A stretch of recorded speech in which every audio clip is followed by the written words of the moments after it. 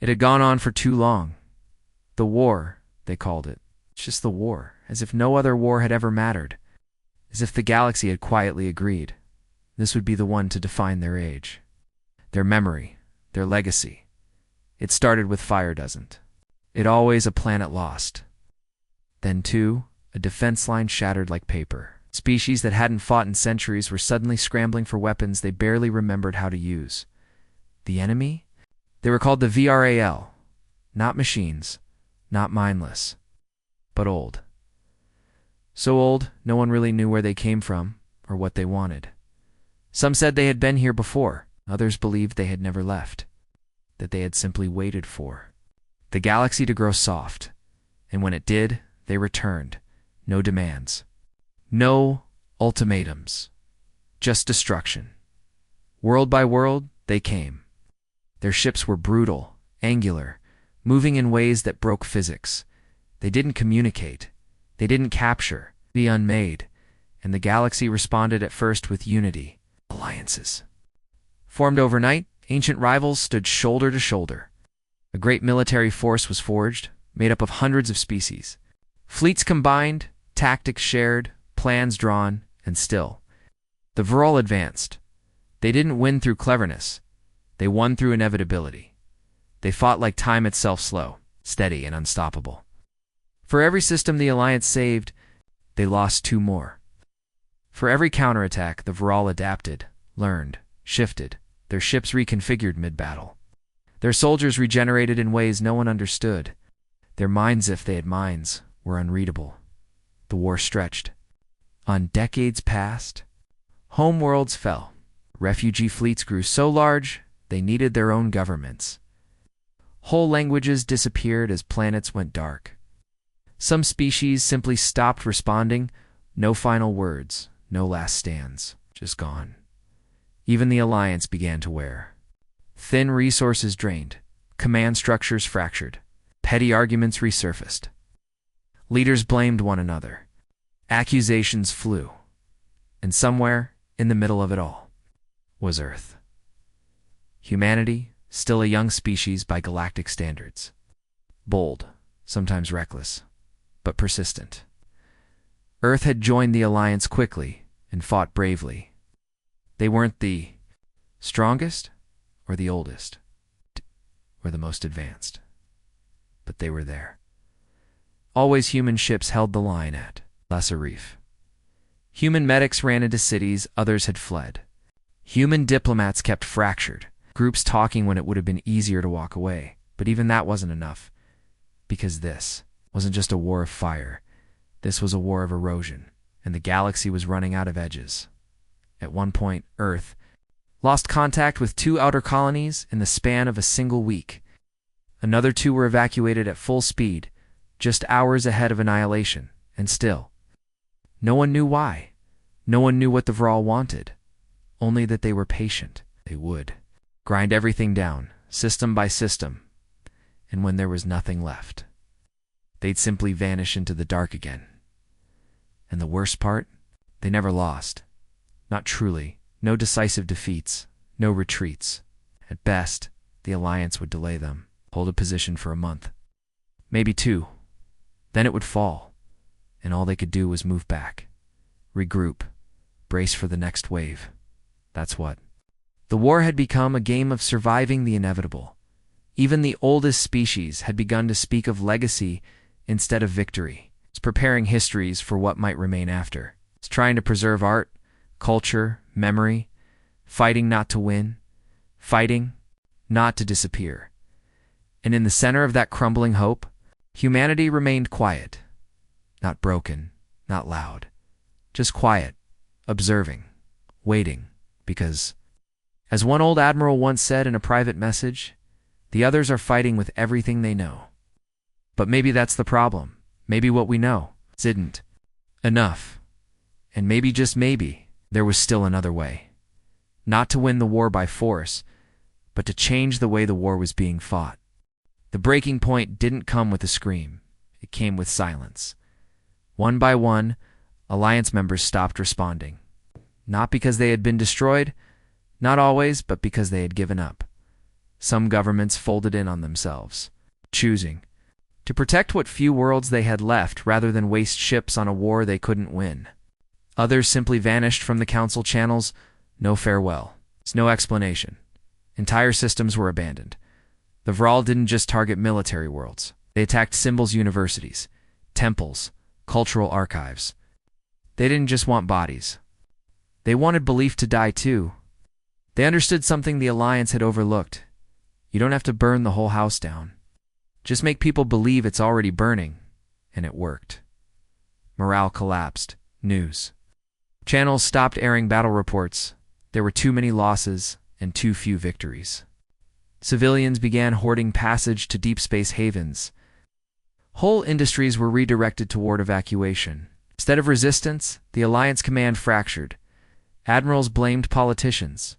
Politicians blamed other species. Species blamed Earth. Where are the humans? Some began asking. They're not losing fleets like the rest of us. They're not pushing offensives. Just waiting. It was true. Earth wasn't losing much, because it wasn't spending much. Human fleets had pulled back from the front. Their colonies were quiet. Their transmissions coded brief. They offered supplies, support, but didn't volunteer for new offensives. They declined joint fleet assignments. And when asked why, they said the same thing every time. We're reevaluating our approach. Too many that sounded like cowardice. But Earth wasn't retreating, it was preparing. The others didn't see it yet, but something was happening beneath the surface. Human traffic was shifting. Quietly, old freighters were being pulled out of scrapyards. Civilian transports rerouted through forgotten jump corridors. Communications moved to low bandwidth, encrypted burst, simple. Almost analog, it didn't make sense, until you understood what humanity had always been good at. Adapting Earth wasn't following the same playbook anymore. Because the one everyone else was using, it wasn't working. Humanity had fought this kind of war before, not in space, but in trenches, in jungles, in cold, forgotten corners of history, where losing didn't mean death. It meant extinction. And they'd learned something long ago. When you're outmatched, you don't play harder. You play differently. Back in the council, those left began drafting terms not of peace, but of preservation. They were preparing for defeat. The Vral weren't interested in negotiation, but some believed that maybe, just maybe if they could stall long enough, something could be salvaged. Maybe the Vral would take what they wanted and leave, but Earth didn't join the talks. Instead, it sent a message. Simple, short, no formal seal. We've seen wars like this before. They can't be stopped with force, but they can be disrupted. No one understood what that meant. Not yet, in the outer systems. A curious thing began to happen. Vral ships stopped showing up in sectors they had been advancing toward. Patrols sent to investigate found old com towers still transmitting, but the signals were different. Not Alliance codes. It's not distress calls. Just static, laced with music. Old Earth music. Jazz, gospel, classical. Broadcast on loops. Buried under layers of white noise. It made no sense, but it was only the beginning. VRL supply ships began disappearing. Forward bases reported strange malfunctions, lights flickering. Weapon systems rebooting at random. Their soldiers began hearing voices over comms, garbled phrases in a dozen languages. Sometimes in their own, sometimes in theirs. And then the strangest report of all. A Vral command station found covered in human writing. Etched into the walls, burned into the floor. We know your rhythm now. That phrase became legend overnight. No one admitted to writing it. No human fleet had been nearby. No official report confirmed it, but the message spread like fire. Suddenly, the species who had doubted humanity started wondering. What were they doing? What did they know? Because while everyone else had been fighting the war the Vral expected, humanity had been watching and learning, and building a new war of their own. They called it the Final Assembly. It wasn't a full council meeting. Too many seats were empty. Too many member worlds had gone dark. But those who remained, those who still believed there might be something left to save, gathered in the high chamber on Idrin Prime. The mood was grim. The Vral were advancing again. Entire sectors were collapsing in weeks now, not months. Strategic strongholds, places that had held out for years, were simply gone. No distress calls. No final bursts of data. Just silence. No one knew how long Idrin would last, so they met. What was left of the alliance. Battered fleets, fractured. Governments, desperate people, they gathered not to plan a victory, but to ask a question. What now? There were proposals. Old tactics recycled, new offensives. Abandon outer systems to preserve core worlds. Offer surrender terms. If the enemy had never answered a single message. The usual voices spoke first, those with the longest histories, the oldest scars. And it all sounded tired, rehearsed. Everyone knew it. There were no cheers, no arguments, just silence. Until someone asked, "Where's Earth?" The human delegation was late. Some assumed they weren't coming. Others weren't surprised. "They've already gone dark," one diplomat muttered, probably saving themselves. But then, without announcement, the doors opened. A single human stepped into the chamber. No guards, no entourage, no fanfare. Just one old man. Out. Walking with a cane, wearing a plain gray uniform without a single visible rank. His name was Admiral Sorrel, retired, or so they thought. He had served through Earth's early colonial conflicts, fought in battles that were never recorded in galactic archives. He was old enough to remember Earth's first contact with the stars, and wise enough to know what they were all getting wrong. He stepped up to the platform, looked around, and said just 5 words. "You're fighting the wrong war." No one spoke. Not because they agreed, but because they didn't know how to respond. Sorrel continued, voice steady, quiet. "You've been throwing everything at them, ships, soldiers, strategies, but none of it's worked, because you've been playing their game. They don't want territory. They want your mind. They want you to believe you've already lost." Some scoffed. One delegate leaned forward. "Then what do you suggest?" "We meditate at them." Sorrel just nodded slowly. "No, I suggest you stop trying to match their force and start breaking their pattern." Now the room went still. Sorrel stepped down. He didn't shout. He didn't present diagrams or battle maps. Handed a single data crystal to the lead. "Counselor, it's not a plan. It's a model for disruption. Oh. It won't win you the war overnight, but it will change it." The counselor hesitated. "What kind of change are we talking about?" Sorrel looked him in the eye. "Confusion, chaos, ghost signals, false retreats, controlled losses. Let them take what doesn't matter. Let them think they're still winning." Room fell quiet, and for the first time someone whispered what many had been thinking. "That sounds like trickery." Sorrel smiled faintly. "No, it's warfare, just not the kind you're used to." He turned to leave, and just before exiting, he paused, cane tapping gently on the floor. "You asked what Earth is doing. We're not building more ships. We're not calling for more troops. We're changing the way the game is played. You're welcome to join us, or not. But either way, we'll see the difference soon." And then he walked out. No further explanation, no promises. But behind him, silence had changed. Because while most species had been trying to fight harder, Earth had been learning how to fight smarter, and the first ripple of that change was already on its way. There was no official declaration, no battle horns, no mass mobilization, no council speech announcing a counteroffensive, and yet, the war began to change. It didn't start with a battle, it started with a map. The Vral had long studied Alliance movements. Their fleets knew where the enemy would be, where the supply lines flowed, where reinforcements would arrive, how the defense lines held. They had counted on predictability, and now, the thing was predictable. Alliance ships stopped responding. 2 scheduled check-ins. Convoys altered routes mid-jump. Signals used for coordination vanished, replaced by broken codes. Erratic jumps, odd decoy fleets that appeared, then blinked out like illusions. Vral commanders blamed their own systems, but it wasn't systems. It was disruption. Human disruption. The fleet hadn't grown larger, but it had grown smarter. Earth's ships no longer fought to win battles. They fought to break logic, to scatter VRL patterns in one system. A VRL base was lured into deploying its full garrison to intercept a retreating Terran freighter convoy. But the convoy wasn't retreating, it was empty. Meanwhile, the real force bypassed the base entirely and rescued 6 Alliance operatives held deep in the planet's southern pole.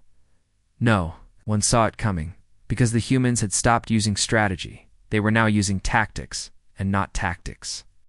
From space warfare manuals, from history, old Earth history, guerrilla campaigns, decoy operations, information control, psychological pressure. The Vral didn't know it. But the war they were fighting had been invented on 1,000 battlefields across Earth's past, not to win against superior forces, but to exhaust them, confuse them, and make them bleed from 1,000 cuts.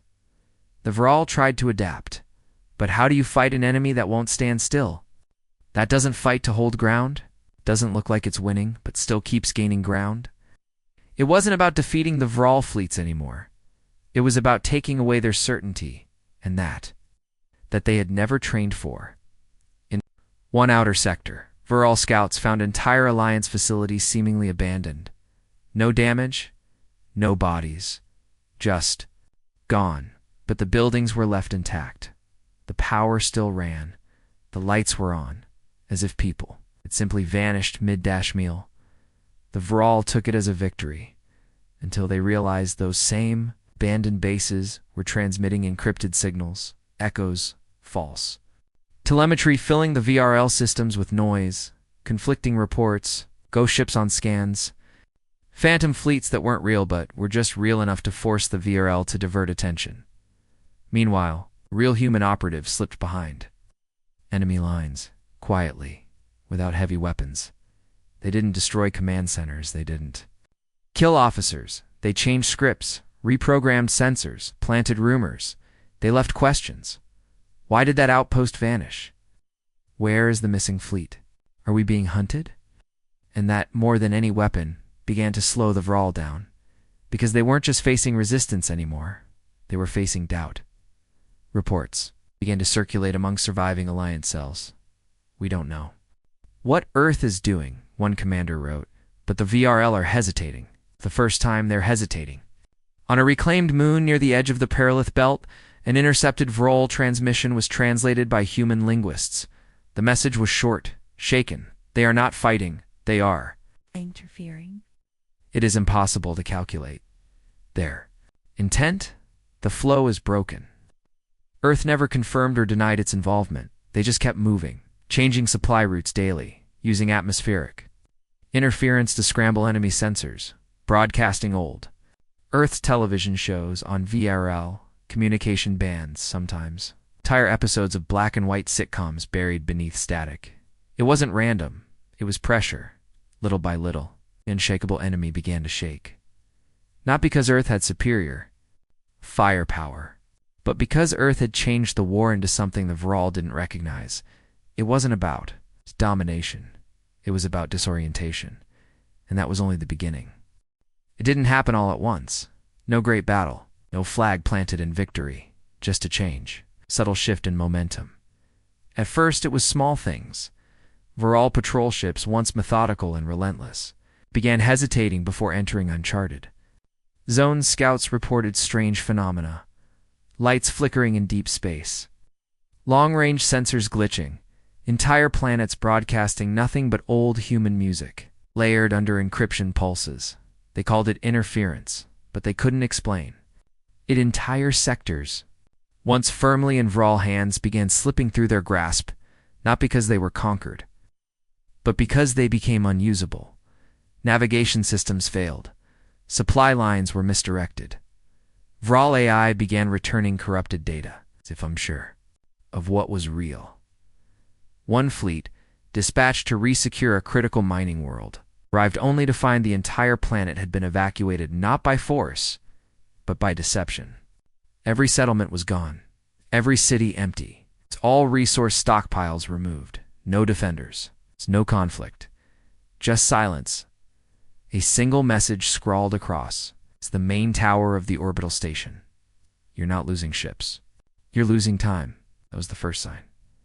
Then came the stories, whispers from survivors of skirmishes, where Earth forces didn't fight head-on, but played with the enemy, launching drones that mimicked fleet signatures, sending ghost signals into Vral coordination networks, seeding false maps, and baiting Vral units into ambushes that never fired a shot, just redirected entire forces into meaningless dead zones. Human operatives were now being spotted far behind enemy lines. But when Vral tried to intercept, they found nothing. No ships, no bases, just empty terrain and, sometimes, strange patterns in the soil or structures rebuilt in precise shapes that matched ancient Earth symbols. The Vral began deploying more resources to hunt these anomalies, which only stretched them thinner. And that was the point. The Alliance hadn't grown stronger. The Vral had grown tired. Their leadership, once unified and calculating, became reactive. Divided, some wanted to press forward. Others wanted to pull back and regroup. Their forces split, and humanity kept feeding the division. They'd stopped fighting to win. They were fighting to fracture. In one of the most telling moments, a Vral commander believed to be centuries-old broadcast an emergency message to all fleet captains. This war is no longer calculable. Do not engage until pattern is restored. We have lost rhythm. To humans, that message didn't mean much. To the Vral, it was the equivalent of a surrender of understanding. Their whole species had relied on rhythm and understanding, cause and effect. But now, every cause led to a different effect. Every battle turned into a question. That was the real turning point. Not a weapon, not a battle, but the moment an enemy that once believed it couldn't be outmaneuvered finally hesitated across the Alliance. Ships reported Vral forces retreating before the first shot was even fired. Bases once under siege were mysteriously abandoned. Human-led task forces recaptured entire systems without resistance. And still, Earth said nothing. No parades. No celebrations, just continued motion, continued disruption. They knew better than anyone this wasn't over. Not yet, because even as the enemy fled, even as the war began to tilt back in the Alliance's favor, there was one question left. When would the Vral understand that they'd already lost? Because war, humans knew, isn't always about destroying your opponent. Sometimes it's about making them believe that nothing they do will matter. And that belief was finally taking hold. It took time for the others to catch on. Even after the Vral began retreating, most species in the Alliance didn't fully understand what had happened. They saw the outcome. Yes, sectors reclaimed, enemy fleets pulling back, signals clearing, but they didn't see the method at first. They thought Earth had developed a secret weapon, something they hadn't shared, something devastating, but there were no signs of spurred. No new warships, no massive dreadnoughts tearing through enemy lines. What there was, however, were results. Alliance commanders began requesting support from human tactical officers. Not to lead offensives, but to observe. To explain, they started noticing things. Why were Terran strike teams being deployed in empty systems? Why were they setting up relay beacons that didn't seem to serve any navigational purpose? Why were human fleets never holding ground, always moving, shifting, flowing? The more they watched, the more they realized Earth wasn't chasing. Victory.Earth was setting tempo.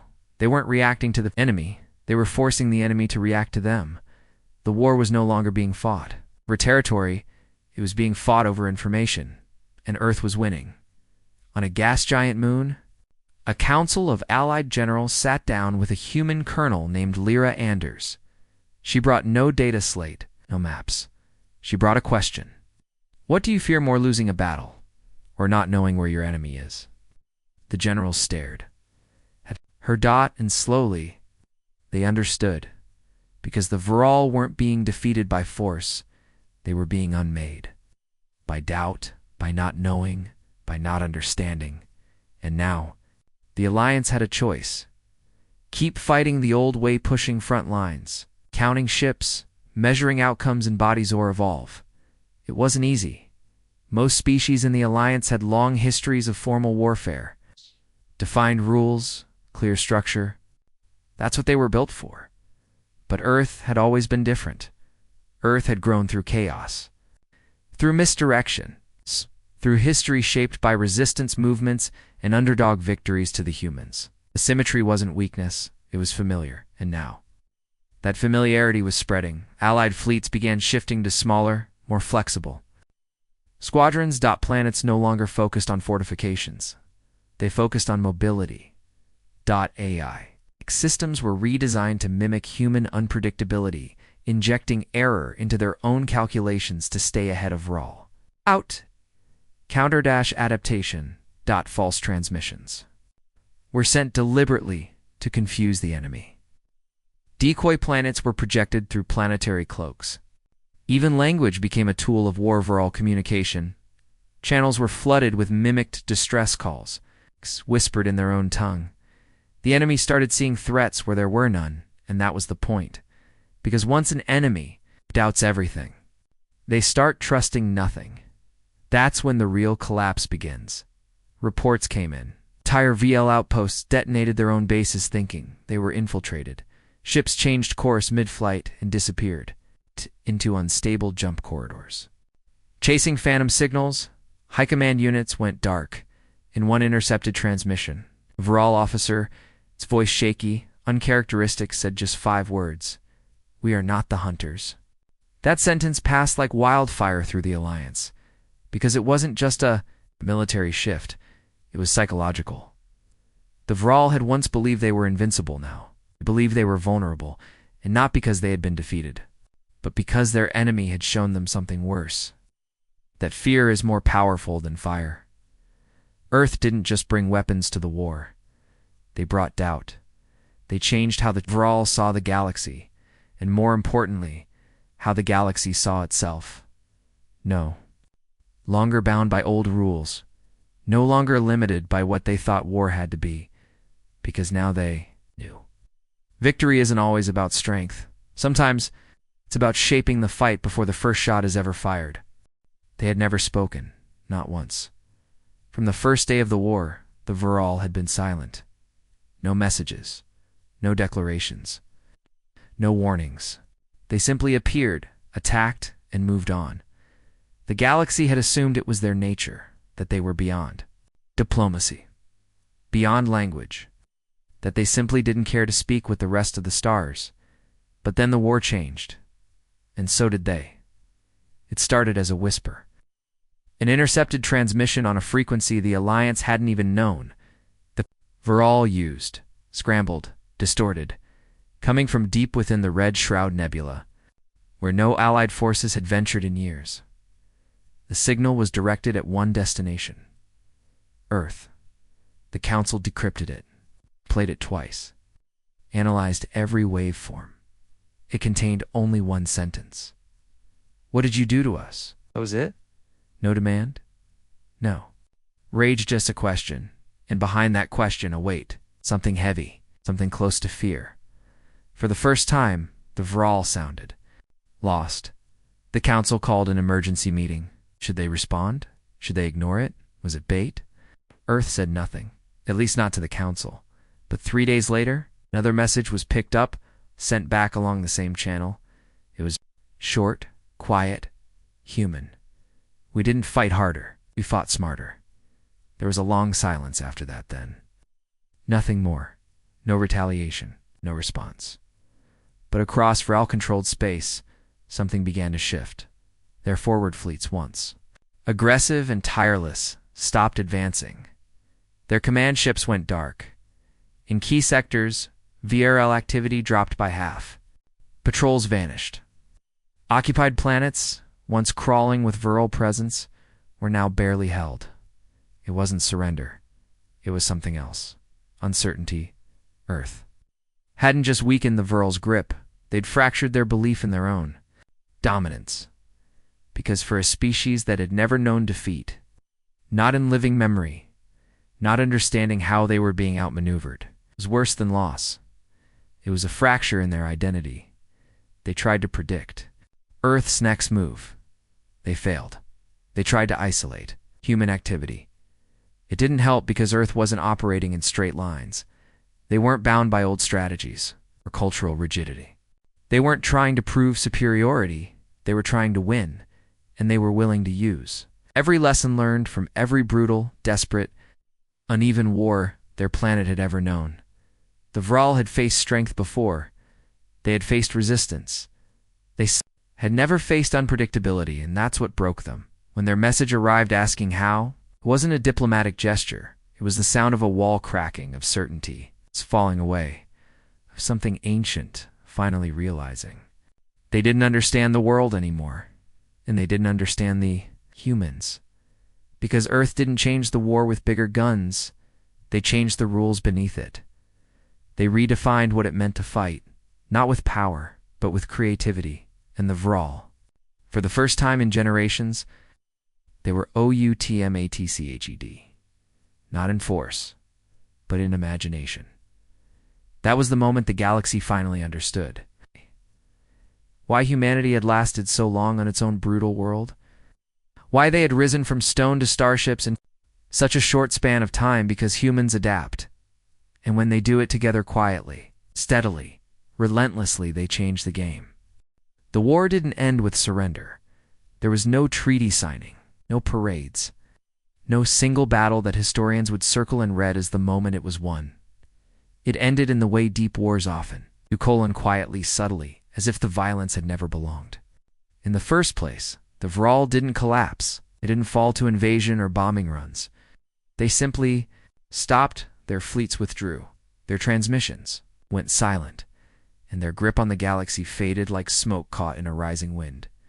No explanation, no apology, just absence. Some believed they were waiting, regrouping. Others thought they had seen something in humanity that made them pause, something they didn't want to face again. But one thing was clear. The war was over, and the galaxy, for the first time in decades, could breathe. Worlds that had once known only fear began to rebuild. Alliances, strengthened not out of obligation, but from memory and Earth. Earth didn't demand power, didn't ask for tribute, didn't rewrite the galactic order. They simply returned to their place, a quiet seat at the table. But the table itself had changed. Because now, when humanity spoke, others listened. Not because of firepower, not because of fear, but because they had seen what happens when Earth is underestimated. When humans are written off as impulsive, emotional, inexperienced, they'd seen what happens when you back humanity into a corner and what humanity does next. The Council archives now held a new principle, one not written by Earth, but by Arithari, a scholar who had studied the war's final years. Her words were simple. Humanity wins not because it is the strongest, but because it refuses to lose the same way twice. That sentence was etched into the war memorial that now stood in the heart of Idran Prime. It bore no names, no list of victories, just that one truth and a symbol, Earth's flag, alongside the emblems of every species that had fought to survive, and below that, a second line. They changed the game so the galaxy could survive it. The lessons spread far beyond strategy. Other species began studying human history, not just their technology, but their thinking, their approach to conflict, to creativity, to failure, to endurance. Military academies introduced coursework titled Asymmetric Tactics and the Terran Mind. New ships were designed not just for combat, but for confusion, for psychological engagement, for shaping perception as much as space. Even diplomacy changed. Now, when first contact was made with unknown civilizations, Terran diplomats were often sent first, not because they were the best at negotiation, but because they understood risk. They understood how thin the line between survival and extinction really is, and how quickly things fall apart when assumptions are left unchecked. Humanity hadn't saved the galaxy, but they had reminded it of something it had forgotten. That survival isn't about dominance. It's about adaptation. It's about resilience. It's about knowing that sometimes the best strategy isn't to match your enemy's strength, but to change the rules of the fight. That's what Earth did. Not by outgunning the VRAL, but by showing them what it felt like to lose control. And that's what the galaxy remembered. So now, when the stars darken again, they always do theirs. A phrase spoken in more than one tongue, taught in more than one school, carved into more than one wall, a warning, hope, a quiet truth. If the humans are watching, don't underestimate them, because if they choose to act, the game is already changing.